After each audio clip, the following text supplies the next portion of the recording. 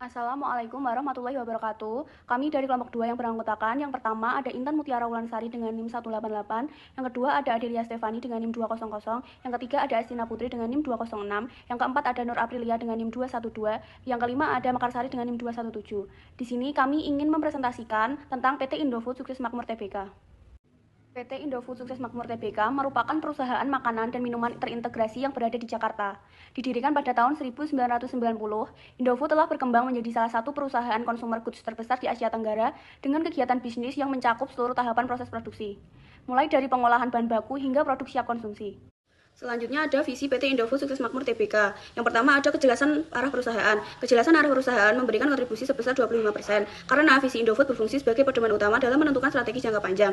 Melalui visi ini, Indofood memiliki arah yang jelas dalam mengelola seluruh rantai bisnis pangan dari hulu hingga hilir, sehingga setiap keputusan manajerial dan operasional dapat berjalan selaras dengan tujuan perusahaan secara berkelanjutan. Yang kedua, fokus pada kualitas dan inovasi. Fokus pada kualitas dan inovasi menyumbang 25%, karena Indofood beroperasi dalam industri makanan yang sangat kompetitif. Komitmen terhadap kualitas produk dan inovasi berkelanjutan memungkinkan perusahaan untuk mempertahankan kepercayaan konsumen, menciptakan nilai tambah, serta menyesuaikan produk dengan perubahan selera dan kebutuhan pasar. Lalu yang ketiga, daya saing global. Daya saing global menjadi faktor terbesar dengan kontribusi 30%. Mengingat Indofood telah beroperasi di pasar internasional dan mengekspor produknya ke berbagai negara, visi ini menuntut Indofood untuk terus meningkatkan efisiensi, kualitas, dan diferensiasi produk agar mampu bersaing dengan perusahaan multinasional, serta memperluas pangsa pasar global. Lalu yang keempat, keberlanjutan dan kontribusi sosial. Aspek keberlanjutan dan kontribusi sosial memiliki porsi 20%, karena visi Indofood menekankan pentingnya pertumbuhan bisnis yang bertanggung jawab. Perusahaan berkomitmen untuk menjaga keseimbangan antara kinerja ekonomi, pelestarian lingkungan, dan peningkatan kualitas hidup masyarakat melalui praktik bisnis yang beretika dan berkelanjutan. Selanjutnya, misi PT Indofood Sukses Makmur Tbk. Yang pertama, kualitas produk dan kepuasan konsumen. Misi yang berfokus pada kualitas produk memberikan kontribusi terbesar, yaitu 35%. Karena kepuasan konsumen merupakan fondasi utama keberlangsungan bisnis Indofood. Produk yang berkualitas, aman, dan terjangkau menjadi kunci dalam menjaga loyalitas konsumen, serta memperkuat posisi merek di pasar. Lalu yang kedua, pengembangan sumber daya manusia. Pengembangan sumber daya manusia menyumbang 25%. Karena karyawan yang profesional, kompeten, dan berintegrasi merupakan aset penting perusahaan. Melalui peningkatan kualitas SDM, Indofood mampu meningkatkan produktivitas, inovasi, dan efektivitas operasional perusahaan. Lalu yang ketiga, keberlanjutan operasional. Keberlanjutan operasional memiliki kontribusi 20%, yang mencerminkan komitmen Indofood terhadap praktik bisnis yang ramah lingkungan dan bertanggung jawab. Hal ini penting untuk menjaga kelangsungan usaha jangka panjang, serta memenuhi tuntutan regulasi dan ekspektasi masyarakat. Lalu yang keempat, nilai tambah bagi stakeholder. Pemberian nilai tambah bagi stakeholder berkontribusi 20%, karena Indofood tidak hanya berorientasi pada keuntungan perusahaan, tetapi juga pada kesejahteraan karyawan, mitra usaha, pemegang saham, dan masyarakat luas, sebagai bagian dari tanggung jawab sosial perusahaan. Analisis eksternal makro. Faktor eksternal, kebijakan ketahanan pangan nasional, bobotnya 0,15, rating 4, skor 0,60. Pertumbuhan ekonomi dan daya beli, bobotnya 0,20, ratingnya 4, skornya 0,80. Tren gaya hidup praktis dan makanan sehat, bobotnya 0,15, rating 3, skor 0,45. Fluktuasi harga bahan baku impor, bobotnya 0,20, rating 2, skor 0,40. Persaingan industri, bobotnya 0,15, rating 2, skor 0,30. Regulasi pangan dan lingkungan, bobotnya 0,15, rating 2, skor 0,30. Kesimpulannya, menunjukkan Indofood cukup mampu memanfaatkan peluang eksternal meskipun masih menghadapi tekanan biaya dan regulasi. Analisis eksternal makro pesaing langsung atau kompetitor. Indofood menghadapi persaingan ketat di industri makanan olahan, terutama pada segmen mie instan. Pesaing utama seperti Mie Sedap, Wings Group, dan Supermie menekankan dominasi pasar lokal, pelanggan atau konsumen. Konsumen Indonesia kini makin beragam dan kritis. Segmen menengah ke bawah masih mencari produk yang terjangkau dan praktis. Segmen kelas menengah ke atas mulai menuntut aspek kesehatan gizi, kehalalan, dan keberlanjutan. Pemasok atau supplier. Indofood bergantung pada bahan baku utama seperti gandum, minyak sawit, dan bumbu yang sebagian besar impor. Distributor dan saluran distribusi. Jaringan distribusi luas menjadi kekuatan Indofood untuk menjangkau seluruh wilayah Indonesia. Regulasi dan pemerintah. Indofood wajib mematuhi regulasi terkait keamanan pangan, label gizi, sertifikasi halal, dan kemasan ramah lingkungan. Ancaman produk substitusi. Produk Indofood terutama mie instan menghadapi ancaman dari makanan siap saji lain seperti frozen food, produk lokal dan tren makanan sehat, low carb, plant-based. Inovasi rasa dan diverifikasi produk menjadi strategi penting untuk mempertahankan daya saing. Pendatang baru atau kompetitor potensial. Meskipun hambatan masuk industri tinggi, pemain baru tetap berpotensi muncul di segmen makanan sehat dan organik. Indofood harus cepat beradaptasi dengan tren pasar untuk mencegah kehilangan pangsa. EV Metric, External Factor Evaluation. 1. Opportunities. Jaringan distribusi luas di seluruh Indonesia memastikan jangkauan pasar nasional. Portofolio produk beragam, mie instan, dairy, snack, dan lain-lain. Daya saing tinggi di berbagai segmen. Brand equity kuat. Indomie, Indomil, Citato meningkatkan loyalitas konsumen. Kapasitas produksi besar dan efisien mendukung skala ekonomi. Akses pendanaan dan posisi keuangan solid memudahkan ekspansi dan investasi. Ekspansi internasional ke 80 negara memperkuat posisi global. R&D aktif berinovasi sesuai tren konsumen menjaga relevansi produk. Reputasi positif di mata stakeholders dan konsumen memperkuat citra perusahaan. Total skor peluang 2,22. 2. Trade. Ketergantungan tinggi pada bahan baku impor. Gandum. Biaya operasional meningkatkan akibat fluktuasi energi dan logistik. Persaingan ketat di industri FMCG global dan lokal. Margin laba tertekan karena harga bahan baku naik. Penetrasi pasar premium masih terbatas dibanding pesaing global. Total skor peluang 0,68. Dengan total skor 2,90, PT Indofood memiliki posisi internal yang solid, ditopang oleh kekuatan merek dan jaringan distribusi yang luas, meskipun masih menghadapi tantangan pada efisiensi biaya dan diversifikasi bahan baku. EV Metric Internal Factor Evaluation 1. Opportunities, pertumbuhan konsumsi makanan olahan di Indonesia, ekspansi ekspor ke lebih dari 80 negara, kelas menengah konsumtif, dan daya beli meningkat. Tren e-commerce memperluas saluran distribusi, dukungan pemerintah terhadap industri pangan nasional, permintaan produk sehat dan bergizi meningkat. Total skor 1,6. 2. Trade. Persaingan ketat dengan mie sedap Nestle dan Unilever, fluktuasi harga bahan baku dan nilai tukar, regulasi ketat tentang gizi halal dan lingkungan, perubahan tren konsumsi menuju makanan sehat, isu lingkungan dan pengolahan limbah plastik. Total skor peluang 1,43. Dengan skor total 3,03, Indofood mampu memanfaatkan peluang eksternal seperti ekspor dari inovasi produk sehat untuk mempertahankan posisinya di industri makanan olahan, namun perusahaan tetap perlu mengantisipasi ancaman global terutama dari persaingan harga, regulasi ketat, dan fluktuasi nilai tukar rupiah. Selanjutnya ada analisis SWOT. Yang pertama itu ada opportunities. Pertumbuhan pasar makanan instan dan praktis di dalam dan luar negeri, ancamannya sebesar 15%. Peluang pengembangan produk sehat dan fortifikasi gizi, ancamannya sebesar 13%. Ekspansi pasar ekspor dan digital marketing, ancamannya sebesar 12%. Selanjutnya yang kedua itu ada trades. Fluktuasi harga bahan baku dan nilai tukar sebesar 12%. Persaingan industri makanan yang semakin sehat, ancamannya sebesar 11%.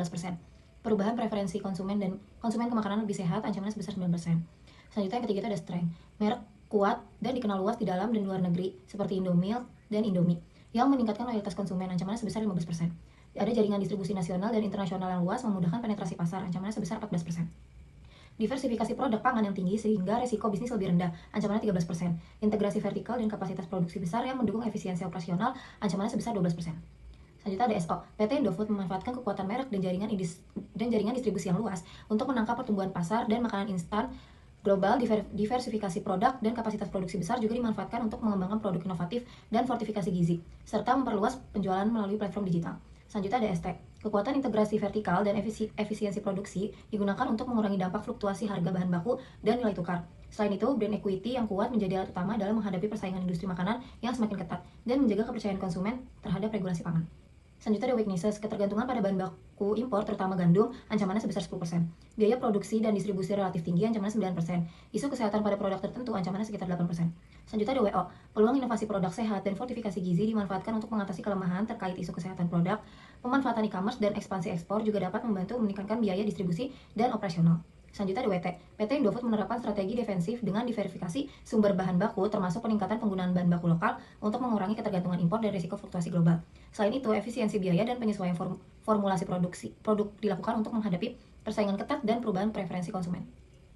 Selanjutnya di sini ada analisis BCG. Yang pertama itu ada Indomie termasuk ke dalam kategori cash cow karena pangsa pasarnya tinggi dan pertumbuhan pasarnya stabil. Selanjutnya ada Supermie dan Sarimi termasuk ke dalam kategori question mark karena pangsa pasarnya relatif lemah dan pertumbuhan pasarnya tidak terlalu tinggi. Yang ketiga ada Citato dan Popmi termasuk ke dalam kategori star karena pangsa pasarnya cukup kuat dan pertumbuhan pasarnya relatif tinggi. Selanjutnya itu ada Bimoli minyak goreng termasuk ke dalam kategori cash cow karena pangsa pasarnya relatif besar dan pertumbuhannya juga rendah. Selanjutnya itu ada produk lain itu termasuk ke dalam kategori DOC karena tidak memiliki data pangsa pasar dan pertumbuhannya yang signifikan. Selanjutnya, analisis BCG, Star, segmen bisnis, snack brand, Citato Hitela, dan produk susu seperti Indomilk. Estimasi pertumbuhan pasar 5% sampai 8% per tahun. Segmen ini tumbuh pesat seiring dengan gaya hidup urban, konsumsi camilan, dan meningkatnya kesadaran akan gizi relatif tinggi. Indofood adalah pemain dominan atau kuat di pasar snack dan susu di Indonesia, bersaing ketat dengan pemain global. Analisis segmen ini membutuhkan investasi besar untuk mempertahankan pertumbuhan dan memimpin pasar. Cash cows, segmen bisnis Bogasari atau tepung terigu, dan Indomie atau mie instan. Estimasi pertumbuhan pasar 2% sampai 4% per tahun. Pasar sudah matang dan jenuh, tapi sangat stabil karena merupakan kebutuhan pokok. secara relatif sangat tinggi. Bogasari memonopoli pasar tepung terigu di Indonesia, kurang lebih 60% share. Indomie adalah pemimpin pasar absolut mie instan dengan share di atas 70%. Analisis keduanya adalah pencetak uang utama bagi question mark segmen bisnis, brand CPC, bumbu makanan siap saji, dan lain-lain. Estimasi pertumbuhan pasar 3% sampai 6% per tahun. Pasar bumbu dan makanan siap saji masih bertumbuh, terutama di segmen premium dan sehat. Secara relatif sedang hingga rendah, bersaing ketat dengan brand Unilever serta banyak brand lokal. Analisis memerlukan strategi yang jelas, apakah akan diinvestasikan besar-besaran untuk meraih market share atau menjadi star, atau justru dilepas atau dikurangi karena kompetensi terlalu sengit. Dok segmen bisnis agribisnis, khususnya minyak goreng sawit, mentah atau CPO. Estimasi pertumbuhan besar 0% sampai 3% per tahun. Pasar komoditas CPO sangat fluktuatif, bergantung harga global dan pertumbuhannya lambat, secara relatif tinggi secara kapasitas, tetapi profitabilitas rendah dan volatil. Indofood memiliki perkebunan dan pabrik pengolahan yang besar. Analisis, meski secara aset besar, bisnis ini sering menjadi beban karena margin tipis dan skill call. Alternatif strategi berdasarkan analisis ekonomi. Yang pertama, integrasi horizontal, skor 1.00. Indofood dapat memperluas pangsa pasar dengan mengakuisisi atau bekerja sama dengan pesaing lokal untuk memperkuat posisi industri makanan olahan. Cocok diterapkan karena pasar masih berkembang dan skala ekonomi memberi keunggulan kompetitif. Yang kedua, pengembangan pasar, skor 1.00. Perluasan pasar ke wilayah dan negara baru dengan memanfaatkan saluran distribusi dan kapasitas produksi yang sudah kuat. Cocok diterapkan karena Indofood sukses di pasar domestik dan memiliki potensi pasar tinggi. Yang ketiga, pengembangan produk. Fokus pada inovasi produk sehat bergizi dan ramah lingkungan untuk menjawab tren konsumen modern. Relevan karena Indofood memiliki R&D yang kuat dan mampu beradaptasi terhadap tren global. Alternatif strategi pendukung dan kesimpulan 1, penetrasi pasar, skor 0.8, meningkatkan insentitas promosi dan loyalitas pelanggan melalui strategi digital, marketing, dan inovasi rasa produk. 2, diversifikasi terkait, skor 0.66, menambah produk baru yang masih terkait dengan ini bisnis utama seperti makanan ringan, sehat, atau minuman bergizi. 3, integrasi ke depan, skor 0.66, memperkuat kendali terhadap distribusi dan retail agar margin keuntungan meningkat. Berdasarkan hasil analisis IFE, EFE, serta pemilihan alternatif strategi atau skor tertinggi 1,00, strategi yang paling sesuai untuk PT Indofood sukses makmur TBK adalah sebagai berikut. Yang pertama yaitu pengembangan produk. Alasan, Indofood memiliki kapasitas produksi besar dan divisi R&D yang kuat. Tren konsumen menuju makanan sehat, rendah garam, dan tinggi nutrisi sangat relevan dengan arah inovasi produk Indofood. Dapat memperkuat citra merek dan memperluas segmen pasar baru. Yang kedua, pengembangan pasar. Alasan, Indofood memiliki jaringan distribusi nasional dan ekspor ke lebih dari 80 negara sehingga peluang ekspansi pasar sangat besar. Potensi pasar baru di kawasan Asia, Afrika, dan Timur Tengah masih terbuka luas. Perilaku konsumen yang bergeser ke belanja online dan e-commerce memperkuat peluang ini. Yang ketiga, integrasi horizontal. Alasan, Indofood dapat meningkatkan pangsa pasar dan efisiensi biaya melalui kerjasama akuisisi atau sinergi dengan perusahaan sejenis. Cocok dilakukan karena pasar FMCG Indonesia sedang tumbuh dan Indofood memiliki modal serta manajemen berpengalaman. Sekian presentasi dari kelompok kami. Bila ada salah kata, kami mohon maaf. Wassalamualaikum warahmatullahi wabarakatuh.